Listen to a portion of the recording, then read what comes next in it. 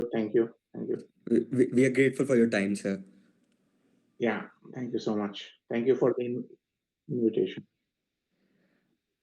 Can I just do a short intro of our session and then we'll introduce you? Will that work?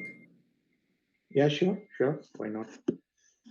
Thank you so much, NIT team, for this invitation. Thank you Is so much, my sir. We're grateful. is my voice audible to you? Ha, sir, you are audible. We are fine. Okay, good. Thank you. So, short introduction about me. I am Pallab Acharjee. I am a resident of Agartala, and I born in Tripura state, the state where your institute belongs to. And I had done my schooling in Central School from Agartala, and after that I did my bachelor's of engineering in mechanical engineering from a institute in Odisha, and thereafter I joined as engineer in a company called Andritz in India for 2.5 years. I was doing the project engineering and uh, proposal engineering, the bid management there. And then I had got a chance to join Siemens Energy in India in 2006. And from there, I started my journey in this company. And I had been to many positions in Siemens Energy. First was the engineering manager and then head of bid management in Siemens Energy steam turbine business in India, that is located in Vadodara in Gujarat. And then I had the opportunity to join the Siemens Energy global team here in Sweden, Europe. And I am now heading the global bid management for gas turbine when it comes to the extended scope. So this is my about 20 years experience in this company. That's a very impressive profile, sir. Before beginning with our insightful session, I'd like to just introduce the motive of this session. This is a session by Board of Technical Community, National Institute of Technology, Agartala, called Inside the Industry. It is basically to provide industry insights to all of us, and we are extremely grateful to have you on board. And I'd like to hand over the mic to my co-host Diksha, who'll take this session forward. Good afternoon, sir. Good afternoon. Sir, thank you so much for joining us today. We are so honored to have you. Thank you so much. Thanks for the opportunity. Okay, sir. So, sir, here's the first question. Could you briefly walk us through your journey from engineering to leading bid management for large gas turbine projects at Siemens Energy? Yeah, I started my career as an engineering manager, and there I had the opportunity to do the engineering project management for the project business. Mainly started with steam turbine, and then I had the opportunity to also do the engineering for the combined cycle project where the gas turbine was there.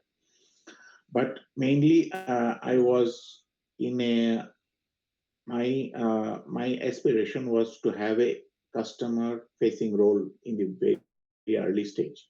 So I had the natural interest from my side to join the technical sales team, which is called bid management, or you can say proposal management. So so that is the starting point, and within 3 years of my initial experience, I got this opportunity, and I immediately uh, taken that opportunity, and I was bid manager for various international jobs, right from the small gas turbine to the large gas turbine. It's not always large gas turbine, even on the medium range gas turbine also.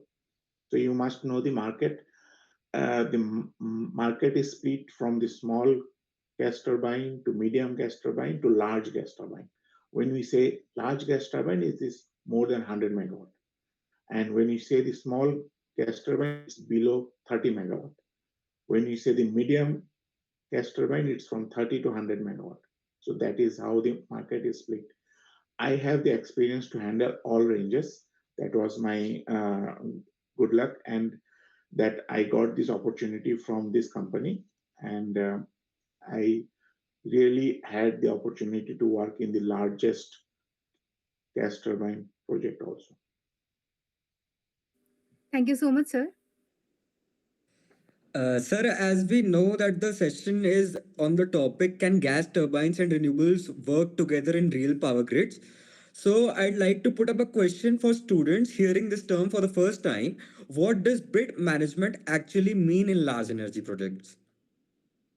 Yeah, bid management is nothing but the early engineering, or you can say the technical uh, opportunity management. When customer think about a expansion or a new project or a greenfield or a brownfield project, they think of that they will need say 500 megawatt to 1000 megawatt from that power plant, but they don't have much idea about which configuration they should choose, which model of gas turbine they should choose, or how they wanted to derive their whole RFQ, the request for quotation. So so in that way we help them as a bid management. We help client in the very early stage. We help them to understand their requirement. We help them to understand their uh, configuration with their existing plant. We help them to draft the full RFQ. I mean to say the full specification. We also help them to select the gas turbine with our consulting engineering, and at the end we also help them to execute the whole project. So bid management is the early engagement with the client, where we engage with the client, and we give them the technical sales solution prior to they purchase the machineries or the gas turbine. So that is the role of the bid management. Once they float the RFQ, our team also do the full offer, full technical solution offer, where uh, we we offer the scope which was asked by client, and we also discuss the technical guarantees, technical parameters, and commercial terms with the client. So in short, this is the role of the bid management. Thank you so much, sir. So now let us proceed with the next question. That is, what mindset and skills must engineers develop to move into strategic or leadership roles like bid management? See, bid management, you need to have one basic ingredients is that you must have the courage to face customer. See, not all engineers wanted to have the courage to face customer on everyday basis, but these ingredients is very essential. Then you need to have the technical background, little bit of technical background. You don't have to be highly technically strong, but you need to also understand the commercial aspect of the power plant or the energy sector itself. You must know the commercial aspect also.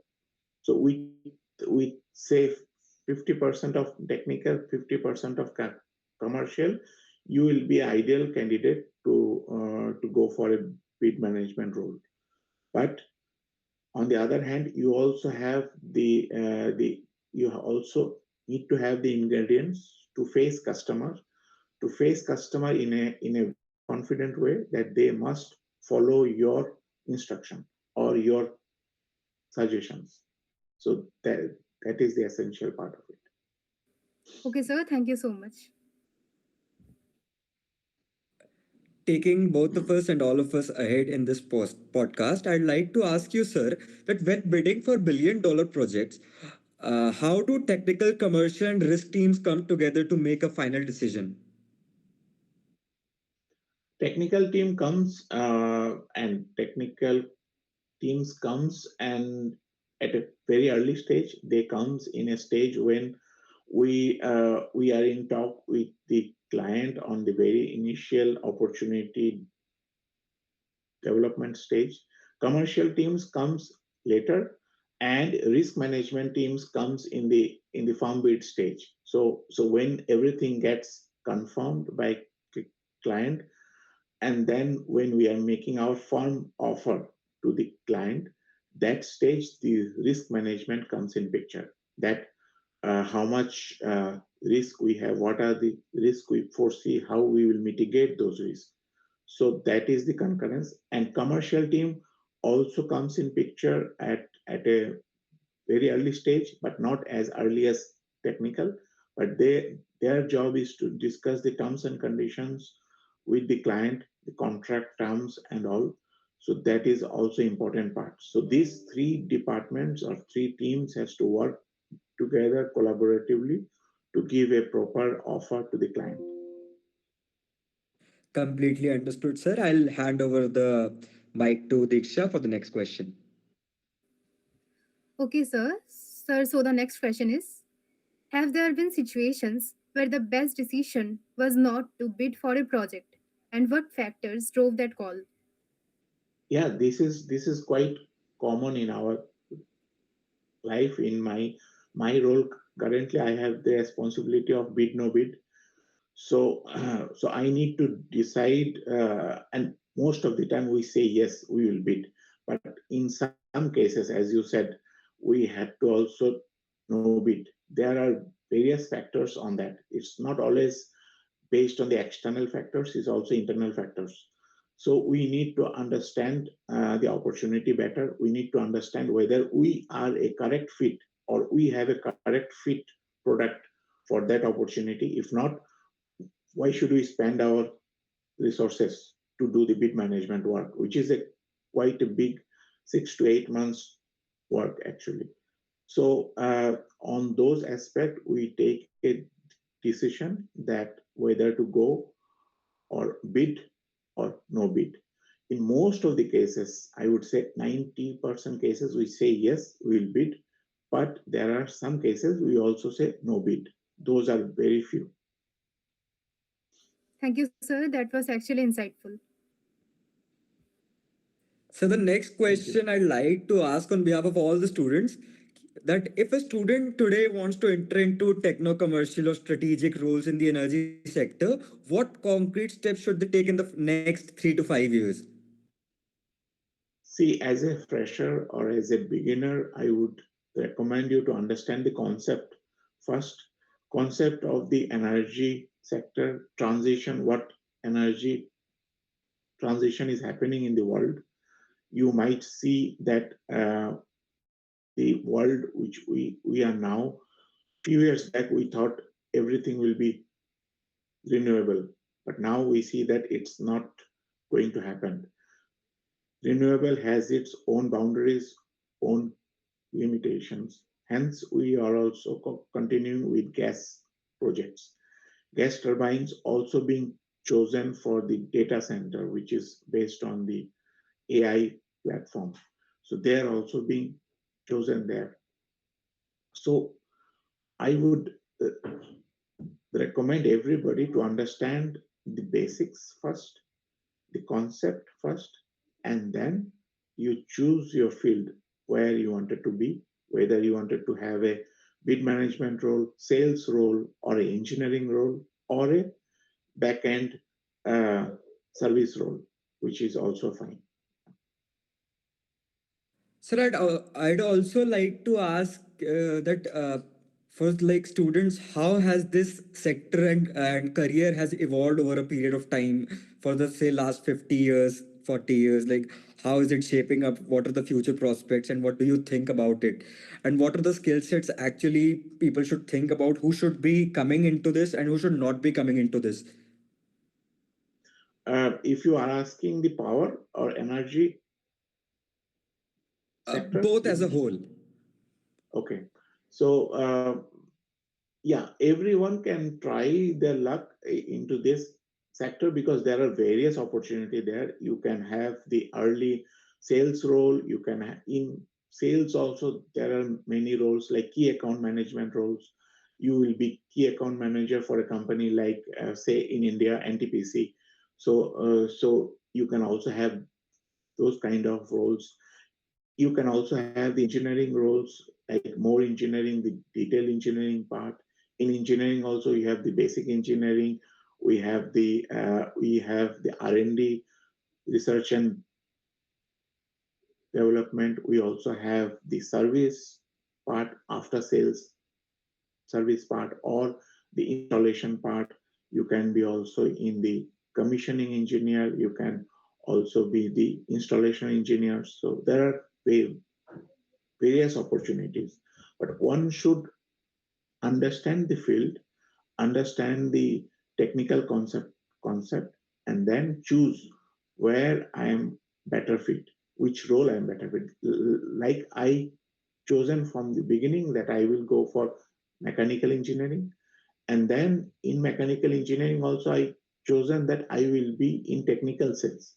I will not be in the real time sales or the sales full sales itself. I wanted to have the technical touch always. So that's why from very beginning, from the first 1 or 2 year itself, I was into the bid management. Grateful for your words, sir. I'd like to hand over the mic to Diksha for the next question. Thank you so much, sir.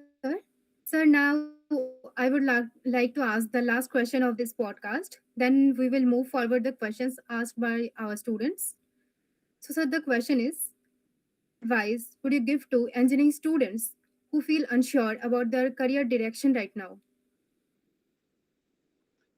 Yeah, there could be many reasons that you feel unsure, but I would recommend to choose that which field you wanted to be, and try to understand the field first and get the basics knowledge of that field.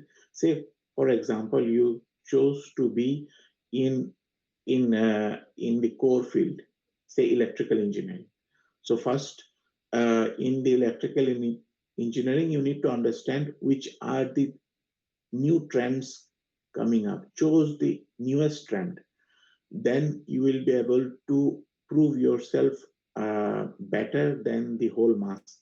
Say, for a job opening, there are 20 applicants. So you need to have some differentiation among those 20 applicants. So build that skill, that knowledge, which will differentiate you from others. So that will be my advice to the freshers who are looking for. But at the end, you need to choose a field, then you need to choose the specialties of that field, which will differentiate you from the other applicants. Okay, sir, thank you so much.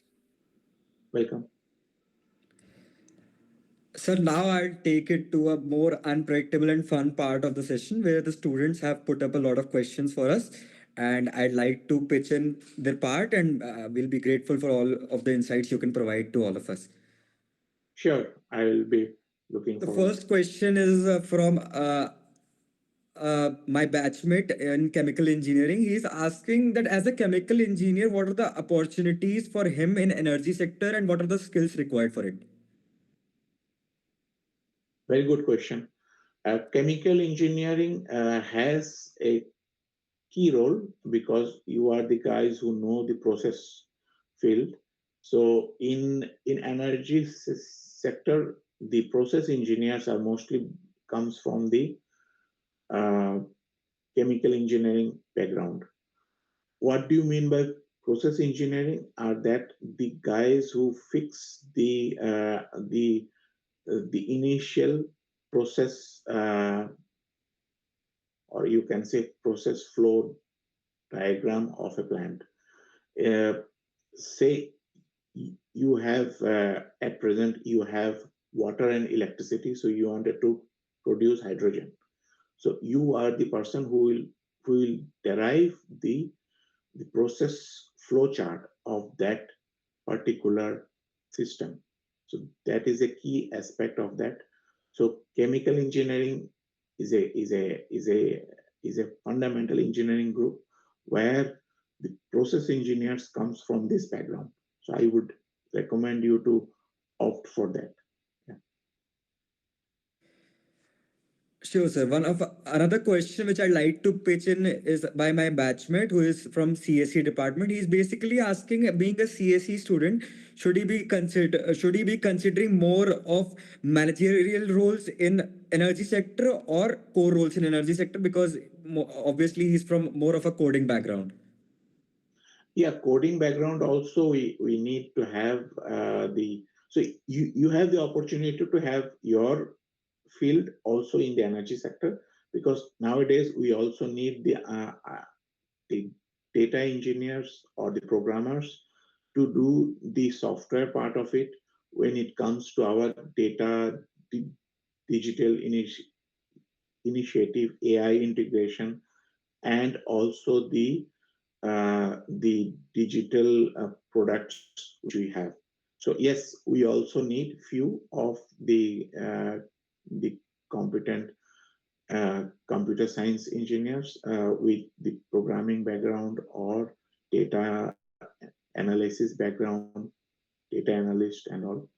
But you also come to the management role, doing a higher studies or a master's in the business administration. That is also possible. But if you wanted to stay with your core uh, computer engineering, there are also openings for that. Thank you so much, sir. For the next question, I'd like to hand over the mic to Diksha. Thank you, sir. Now, let us proceed with the next question. Sir, he is asking, how can we leverage the AI and increasing digitization in our clean energy mission, especially in such integrations where each parameter is crucial for future developments? That's a very good question. Thank you for it. We are doing AI implementation in all our functions. Like I am from bid management, I am doing AI integration in the bid management. The engineering are doing AI integration in engineering function. The R&D has already started. They are one of the beginners to do the AI integration in their processes, normal works, day-to-day works. When I say AI integration, that means we are integrating AI into our day-to-day work. That doesn't mean that we have reduced our workforce. It's not that. We are trying to make the processes efficient using AI. So we are trying to reduce the non-productive hours of our employees. That is the main purpose of AI. Why, where in our clean energy systems, we are trying to make the full use of AI to reduce the non-productiveness to increase the efficiency of our process. That is the main purpose. Thank you so much, sir. Now, I would like to hand over the mic to my co host. Sir, a very hot and burning question, which almost everyone has put in from as a student's perspective, is that is an MBA necessary or can engineers grow into such roles organically? I am not an MBA, so if you take my journey, I am just a bachelor of engineering in mechanical. That's it. And That I am should head. settle a lot of nerves for students because Yeah, that is a very hot burning question for all of us. What next after engineering? yeah, right. Another question which I'd like to pitch in is by my another batchmate that what actually differentiates a strong candidate during hiring for strategic roles. Is it the academic background? Is it the way he presents himself? Is it the potential? Is it the performance? What is actually the criteria that we are looking for? Yeah, I mean, HR in today's environment, HR doesn't do anything. I'm also hiring now, I think, four positions. What is the HR role is just to arrange the candidate to me. The main interview is done by me. So every bit of things has to be judged by me. HR will do the initial screening. That's it. The initial screening is based on what parameter I gave to HR. But in short, to answer your question, the hiring manager has the main insight of that hiring a candidate like you. So if you have applied, the hiring manager who will be the manager of that position is the hiring manager. So he or she will judge you in all aspects which you have mentioned. Yes, we will also see the educational background, but more point which we see is your aptitude, is your attitude towards the position, what you will bring to that position. Are you the correct fit? Have you have the basic ingredients to work? See, your educational background will play only 30% of it, but the main 70% will be what you will learn from here, from us. And we'll see that whether you have that learning attitude or not, because it is very easy to fill a glass, but if glass is fully filled already, then it will be difficult. Sure, sir. Another question which has been pitched up to me is that if you were in our place here at our esteemed institute, how would you have looked up for the next couple of years before graduating? That how would you work on yourself to make a good career? Yeah, I can give my example. I chosen from my second year or third year, I chosen my field, which field I wanted to be. So I wanted to be a technical expert field, technical field. I don't want to go into commercial field. So that broadly have gave me some direction. Then at the end, I also chosen that I will not go to the manufacturing field. I will not go to the daily factory work. So I wanted to be in the office work, and I wanted to be in the engineering part of it, or say R&D part of it. Then once I got the opportunity in my first company through a off-campus interview, I was given a good choice. They had 1 year uh, graduate trainee program where they send the graduate trainee to all functions. Even they send them to sites to do the commissioning activities and all. So there I got the full insight that which fits me, and based on that I chosen to be in bid management. That was my eye opener in that case. Sure, sir. Another question which has been put up is early in our careers, how should a student be measuring success? I'll give you three parameters. First is money, second is learning, third is impact. So, whether he should be focused more on the money part, learning part, or the impact part as an individual. I would say it depends on individual choices, but if you ask me this question, I would recommend to go for you should make your short-term aspiration and long-term aspiration.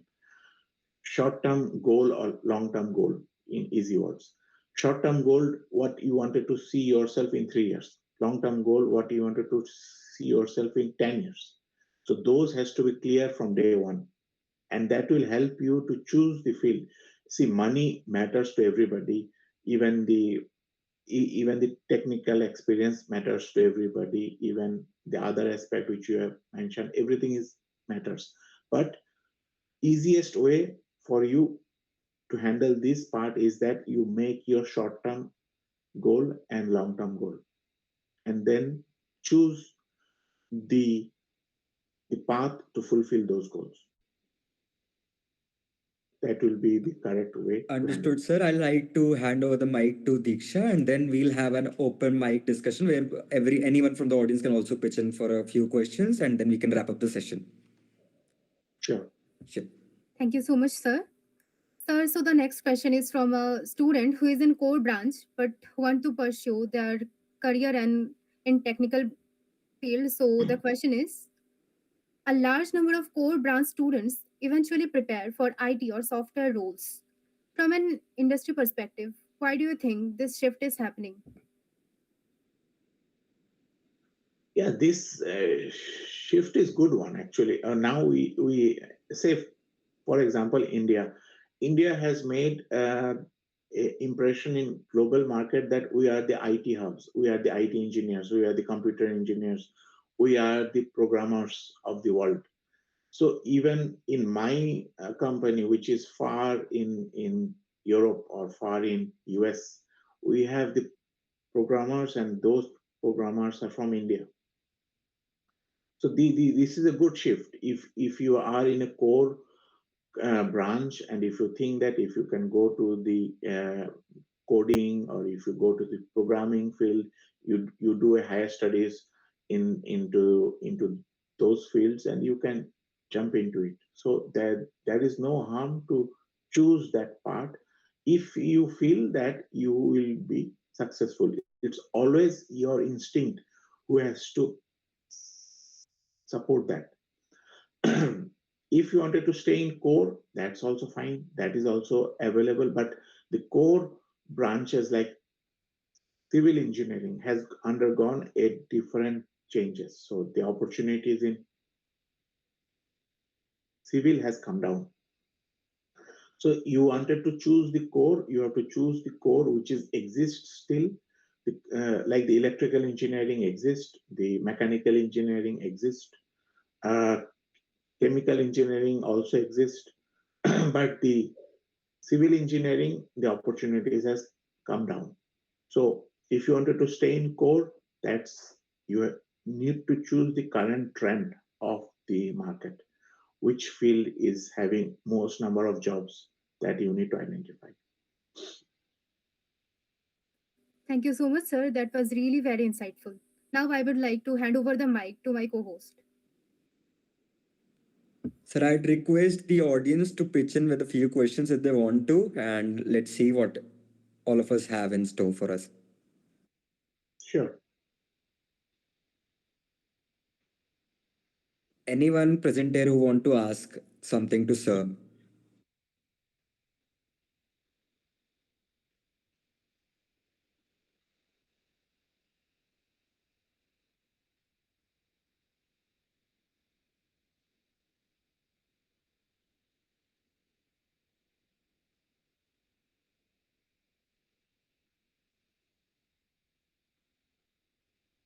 Uh, Guys, please don't be hesitant. Anyone who wants to ask, please go for it. Let me ask. Let me also share my own feeling about this podcast. I would really De- appreciate you, the initiator, that you have a good initiative. Yeah, in our days we didn't expect these kind of things. we So are so grateful for these words, sir.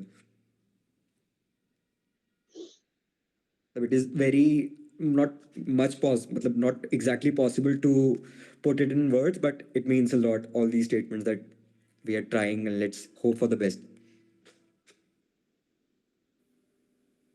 Now I would request to ask question to our audiences.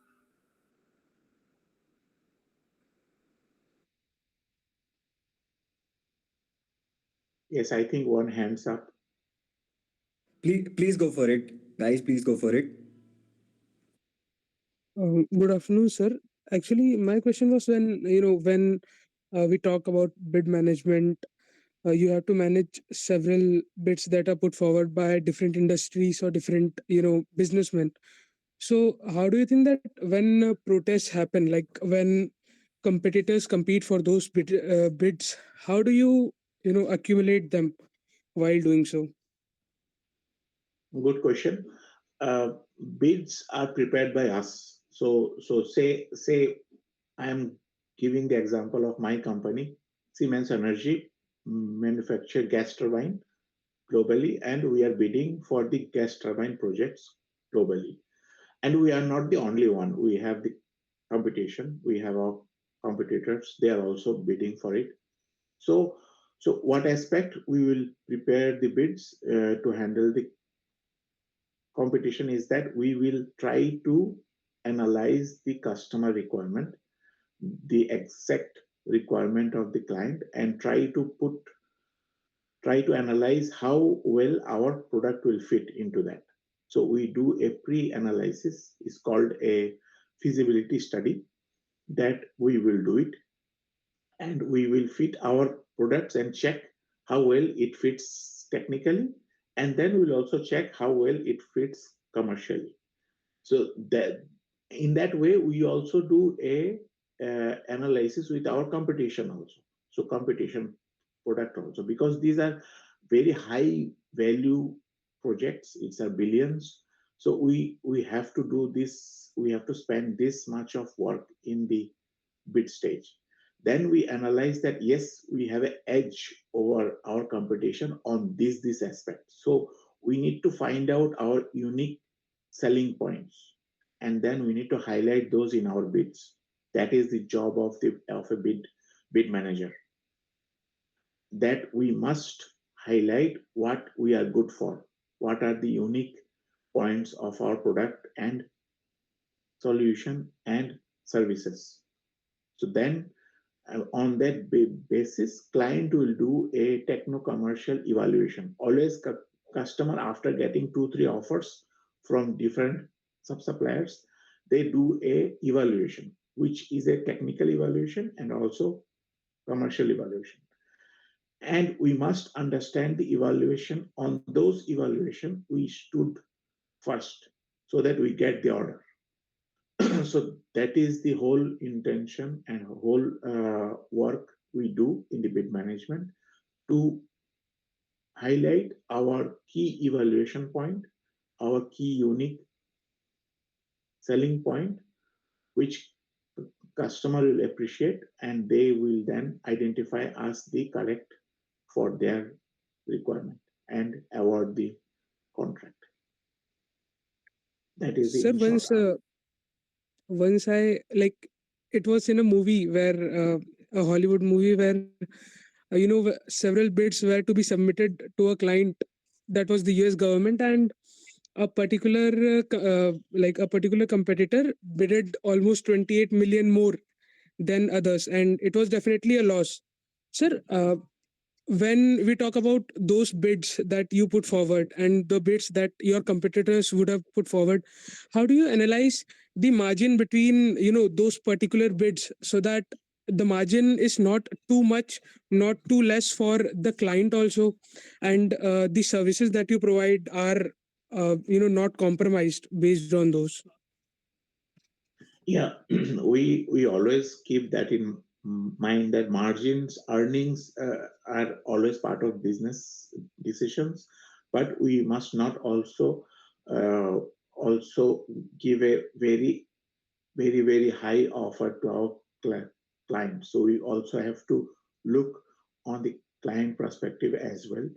So what we take in decision that if we are a good fit on the technical side, if we are a good, if we have good efficiency on our product, then we have the edge already over our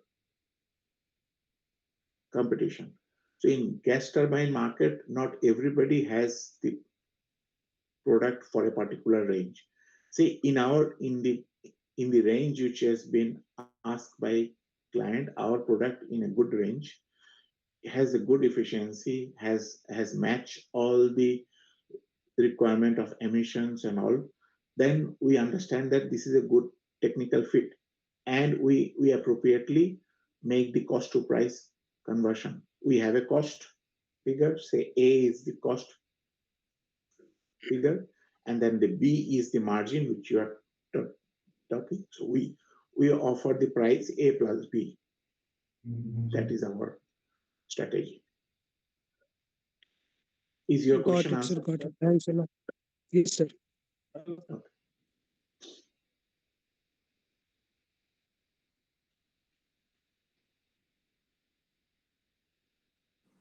Anyone else too for a question?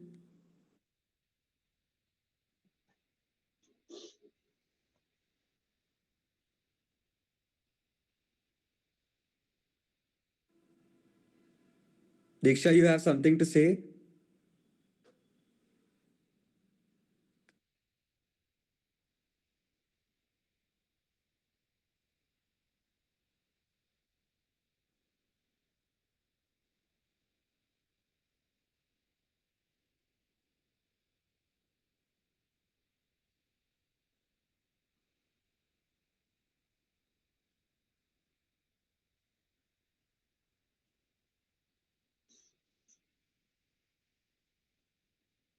I think, sir, that's that then. We are extremely grateful, all of us from National Institute of Technology, Agartala, for your time and for this insightful session and all the learnings we got right now. And we hope we can have even more insightful sessions from you and whosoever uh, in the future days. And I'm humbled and honored to co-host this session alongside Diksha. And I hope and wish you all the very best for your future and for your continued success there at Siemens. Thank you so much, sir. Thank you so much. Thank you, everyone. Thanks for your time and thanks for the invite. Thank you so much, sir. This is Abhimanyu signing off alongside Diksha. Thank you. Thank you so Thank you so much. Thank you. much.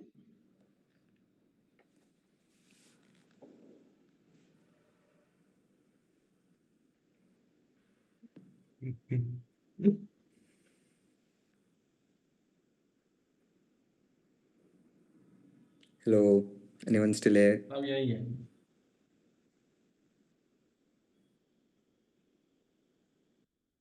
Close कर दूं?